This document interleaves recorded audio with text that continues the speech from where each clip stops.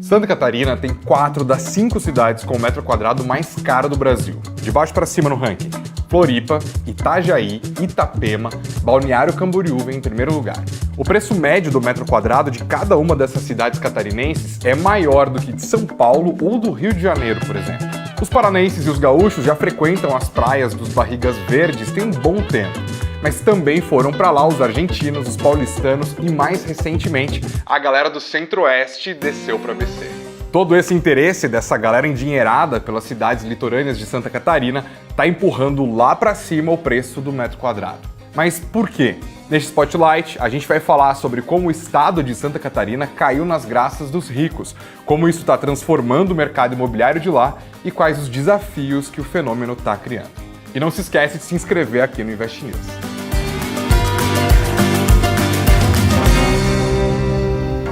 Santa Catarina é um estado relativamente pequeno. São pouco mais de 7 milhões de habitantes e todas aquelas cidades que eu citei no começo do vídeo também não são gigantes. Floripa mesmo tem uma população de cidade média do interior de São Paulo.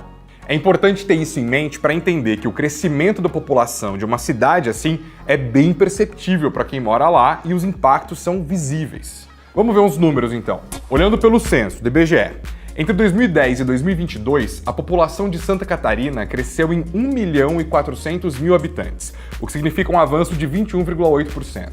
Proporcionalmente, foi o segundo maior entre todos os estados brasileiros nesse período, só perdeu para Roraima, e foi muito acima do crescimento da população do Brasil em geral, ficou em só 6,5%.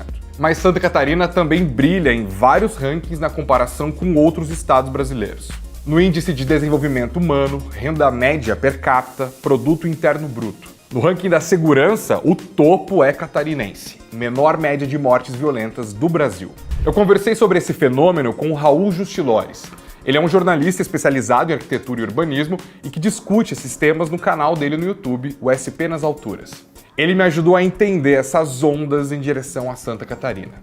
Primeiro, os gaúchos e paranaenses. Tudo leva a crer que as praias gaúchas e paranaenses não conseguem competir com as catarinenses. Depois, os aposentados, também do Sul. Simultaneamente a Santos, simultaneamente a Copacabana do Rio, Balneário começa a atrair muitos aposentados do Sul.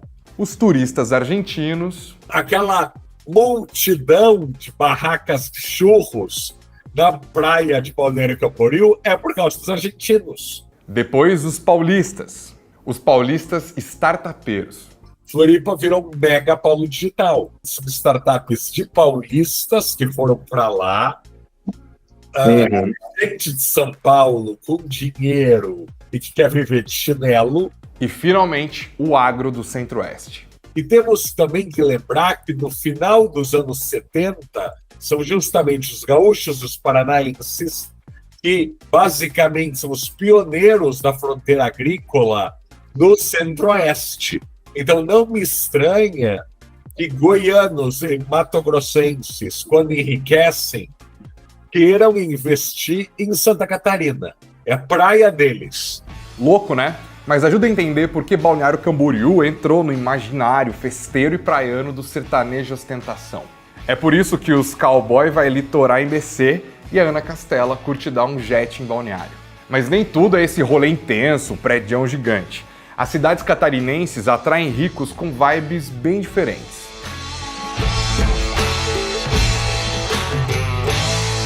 Eu conversei com alguns profissionais do mercado imobiliário de Santa Catarina e isso me ajudou a entender que as cidades do estado têm apelos distintos para públicos distintos. De novo, Balneário.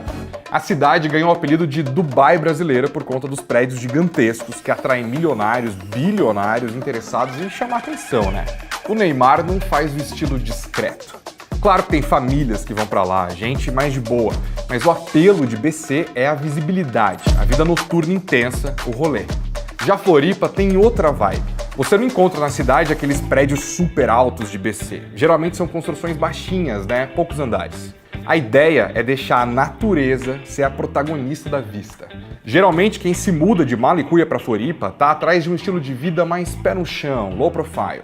Um exemplo disso é a transformação de Jurerê Internacional. Jurerê foi de um símbolo de festas e baladas para um bairro familiar. O foco hoje está em serviços, qualidade de vida e segurança.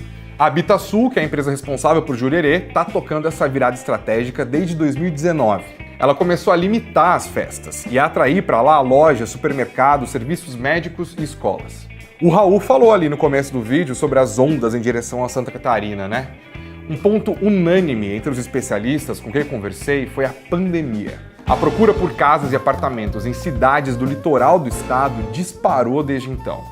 Quem pôde foi atrás de qualidade de vida, segurança, pé na areia. O Luiz Fernando Clava, por exemplo. Ele é um empresário de São Paulo e um dos que decidiu mudar de vez para Santa Catarina, no caso dele, para Floripa. Ele ainda vai muito para São Paulo a trabalho e tal, mas fixou residência em Florianópolis em 2021. Ele me disse que a infraestrutura ajuda, que é mais rápido ir de São Paulo para Floripa do que de São Paulo para Maresias, por exemplo.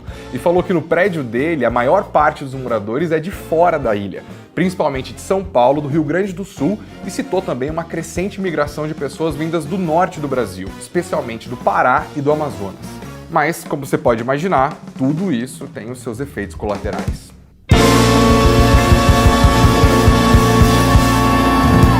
Bom, o primeiro a gente já viu, né? Os preços dos imóveis dispararam, assim como o custo de vida. O efeito disso é a chamada gentrificação, quando os moradores mais pobres dessas regiões acabam sendo expulsos pela carestia. Quem é dali há gerações simplesmente não consegue mais viver naquele lugar. Outra questão são os problemas de infraestrutura e mobilidade. Floripa é linda, mas os congestionamentos da Ilha da Magia são tão parte da paisagem quanto as praias, especialmente durante a alta temporada. O saneamento básico também pode operar no limite, não sendo capaz de acompanhar o crescimento populacional, o que gera problemas de acesso ao saneamento e usos de fossas em alguns lugares. Há ainda os riscos de que essa expansão urbana acelerada e o aumento do turismo impacte negativamente o meio ambiente, degradando áreas naturais, poluindo e aumentando a produção de resíduos. O Raul também chamou a atenção para Itapema e Porto Belo. Ele avalia que está rolando uma corrida imobiliária nessas cidades porque a vizinha Balneário já não tem mais para onde crescer, mas que essas cidades menores não têm esse urbanismo mais caminhável de BC. Elas estão crescendo naquele estilo Barra da Tijuca, sabe?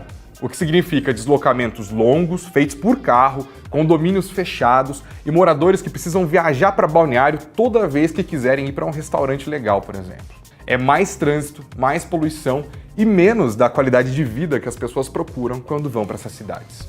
Santa Catarina virou um fenômeno imobiliário no Brasil. O que antes era um destino de férias pontual para gaúchos e paranaenses, agora se tornou o lar de uma elite que busca segurança, qualidade de vida e status. Mas essa transformação vem com desafios. A explosão imobiliária pressiona os preços, expulsa os antigos moradores, sobrecarrega a infraestrutura e ameaça a sustentabilidade da região. O boom de hoje pode virar um problema amanhã se não houver planejamento urbano e ambiental. A pergunta que fica é: as praias de Santa Catarina vão conseguir equilibrar crescimento e qualidade de vida? Ou correm o risco de repetir os erros das grandes cidades brasileiras?